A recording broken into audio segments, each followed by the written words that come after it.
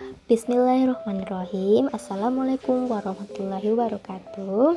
Alhamdulillah, mari kita panjatkan puji syukur kehadirat Allah Subhanahu wa Ta'ala yang telah melimpahkan nikmat dan karunia-Nya kepada kita semua. Sholawat serta salam mari kita curahkan kepada Nabi besar Muhammad SAW sehingga kita dapat melakukan kegiatan perkuliahan kali ini dengan lancar. Sebelumnya, saya ucapkan terima kasih kepada Pak Khalid Mawadi SAGM Home yang telah membimbing kita semua. Dan pada kali ini kita akan mempresentasikan sebuah materi menarik berjudul Pendidikan Islam Ikhwanul Muslimin yang akan disampaikan oleh kelompok kami, yaitu kelompok 10.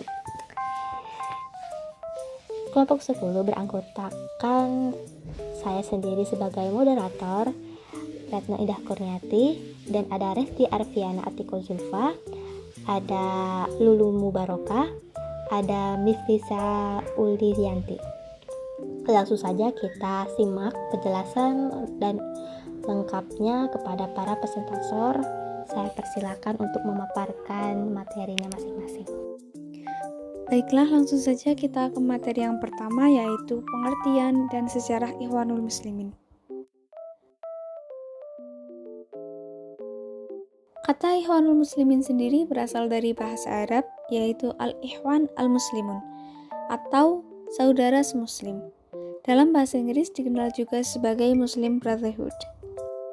Ikhwanul Muslimin merupakan suatu gerakan yang berdasar kepada ideologi Islam yang jaringannya berskala antar bangsa dan mempunyai pengaruh yang besar di berbagai negara di dunia. Selain itu, gerakan ini juga dikenal sebagai salah satu gerakan Islamis tertua di dunia dan dikenal sebagai salah satu kelompok oposisi terbesar di Mesir. Berikut adalah sejarah berdirinya Ikhwanul Muslimin.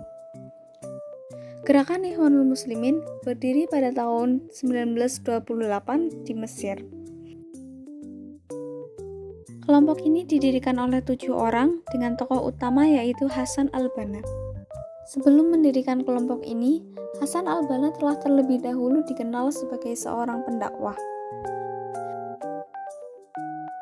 Kemudian, prinsip dasar didirikannya kelompok ini adalah untuk memperjuangkan ajaran agama Islam sebagai ajaran dasar dengan berkehidupan bermasyarakat dan beragama. Selanjutnya, Ikhwanul Muslimin mewakili keresahan masyarakat Mesir. Jadi pada saat itu, masyarakat Mesir sedang dibombardir dengan ulah-ulah para pemimpin politik dan tokoh intelektual yang sekuler.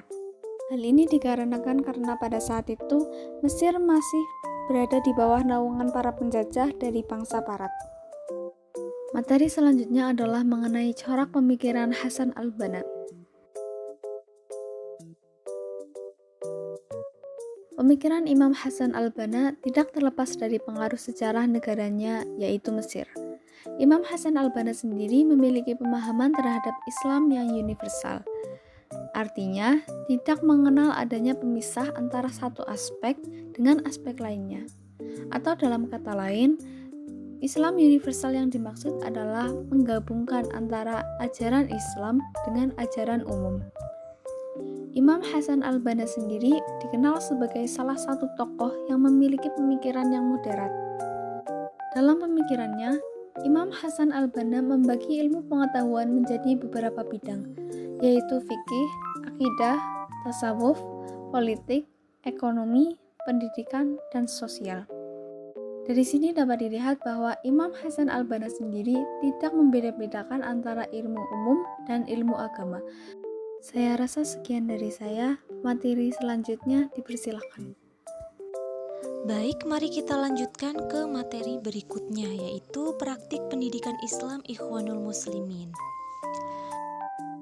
Praktik atau metode dalam bahasa Arab dikenal dengan istilah thoriqoh yang berarti langkah atau cara yang strategis untuk melakukan suatu kegiatan. Nah, dalam pendidikan pun perlu adanya metode yang tepat untuk mentransformasikan materi-materi pendidikan Islam. Sehingga apa? Sehingga dapat mencapai tujuan pendidikan Islam. Nah, metode pendidikan yang digagas oleh beliau yaitu sebagai berikut. Yang pertama, metode Mauidhah Hasanah, yaitu mendidik dengan cara memberikan nasihat-nasihat yang baik. Mauidhah Hasanah ini merupakan cara penyampaian materi yang dilakukan pendidik terhadap peserta didik dengan menekan pada dampak yang dilakukannya untuk memotivasi dan beramal menuju kebahagiaan akhirat. Selanjutnya yang kedua yaitu metode Halul Mushkilat, yaitu cara penyampaian materi yang dilakukan oleh pendidik pada peserta didik untuk berhadapan dengan masalah dari berbagai cabang ilmu pengetahuan dan solusinya, sehingga potensi yang dimiliki peserta didik dapat dikembangkan. Di dalam metode ini menegaskan keterampilan dan lebih dominan daripada mental dan intelektual.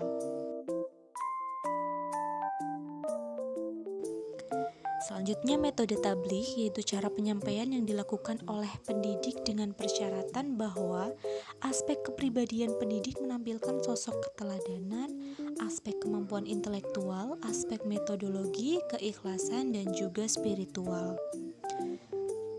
Selanjutnya metode Riyadhah, yaitu cara penyampaian materi yang dilakukan oleh pendidik dengan memberikan latihan-latihan pada peserta didik terkait dengan materi yang diajarkan dalam berbagai cabang ilmu pengetahuan. Nah, menurut Imam Al-Ghazali, metode ini adalah metode dengan memberikan latihan pada anak-anak, termasuk perkara penting dan sangatlah penting.